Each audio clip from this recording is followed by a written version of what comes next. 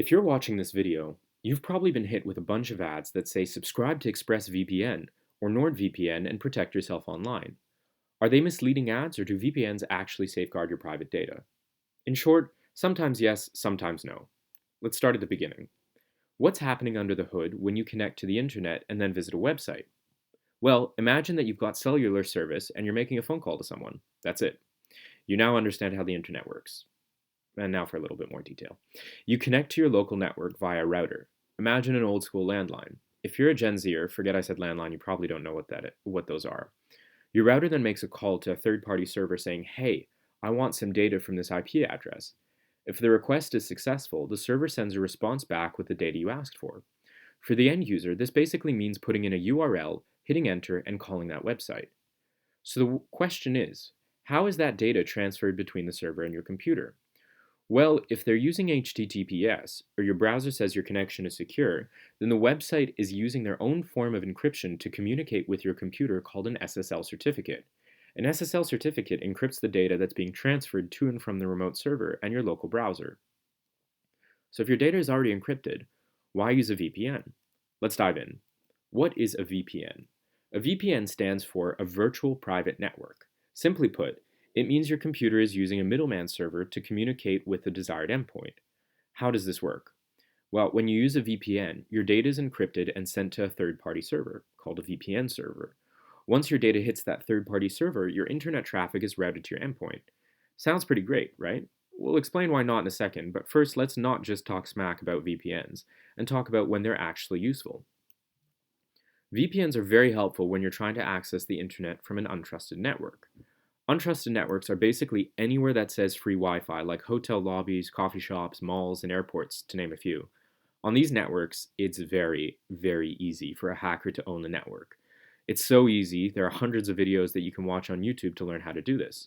Now, you'd only do this for research purposes only, obviously. Don't do shady shit online, and don't go hacking public networks. But back to VPNs. Because these internet access points are often not very well maintained and their security settings are often not optimized, it takes a novice hacker to own the network and see all the private parts of your data. Some of the attacks hackers perform on open networks include SSL stripping attacks, where they decrypt your HTTPS traffic, and man-in-the-middle attacks, where they create a middleman server through which all the network's traffic is routed, and then they can see all of your sensitive data. Using a VPN on these networks will improve your security because the encryption protocols that VPNs use cannot be cracked by some dickhead with a laptop.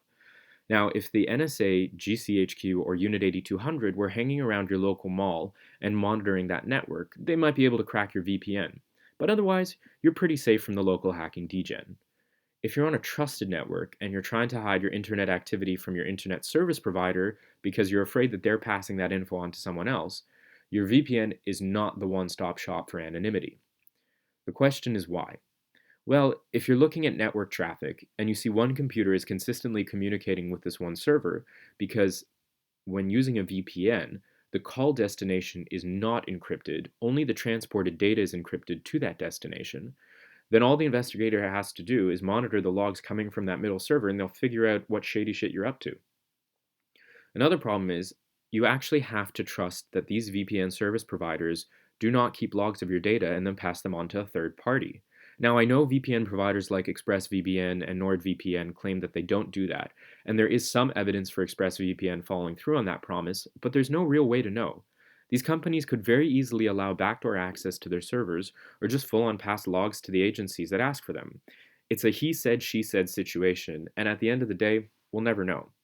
However, this is where service providers like ExpressVPN and NordVPN provide some more shelter if they actually don't store traffic logs.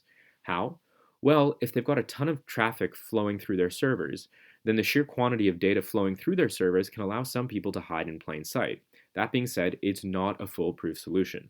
A VPN overlaid with another anonymizing protocol like Tor can provide more safety, but beware. Nation-state actors like the NSA, GCHQ, and Unit 8200 have waged full-blown war on the Tor network. Nowadays, instead of trying to hack the network, what these nation-state actors have done is set up their own relay nodes in the network in order to monitor your shady traffic. Now, let's come back to the reason why you probably opened up this video. Do VPNs help you protect your crypto? Assuming you're accessing your crypto on your home computer, this kind of thing will do nothing. Remember, a VPN is an anonymizing tool, it's not an endpoint protection tool. If you interact with a sketchy site, the site has the opportunity to download malicious software onto your computer, regardless if you're using a VPN or not. If the hacker has a backdoor into your machine, the best thing you can do are enable two-factor authentication wherever possible and change all of your passwords immediately. The ISO Wallet team recommends using Bitwarden, not a paid promotion. They've just got awesome open source software and it's free. Antivirus, for the record, is also never a bad thing to have, but it's most certainly not foolproof. So, what's the moral of the story? Don't visit sketchy sites and don't input your seed phrase into anything ever, ever, ever, ever. Now, let's wrap up this video because I could go on for a lot longer. Here are my final thoughts and suggestions. Number 1, don't do shady shit online unless you want a target on your back. Be a good, upstanding citizen and don't give the NSA reason to track you. Number 2, VPNs are not a one-stop shop for cybersecurity, so don't visit sketchy sites thinking they will protect you. Remember, again, VPNs are useful in certain situations but are useless in others. Number 3, if you want to make sure that these mega companies aren't spying on you, set up your own VPN. Check out this video from Z Security. Again, not a paid promotion, just really like his content, and follow his step-by-step video on how to set up your own VPN that stores no logs for free. Why pay someone else to do something you can do for yourself and for free? Another note, because this video is about a year old and Linode has changed certain settings, I've put the necessary links in the description below to make sure you get your VPN up and running in no time. If you liked what you saw, make sure to give us a thumbs up and subscribe. ISO Wallet is as much about pushing the limits of software development as it is about cyber education, and we're going to try to put out these videos at least once a week. See you next time, and thanks for watching.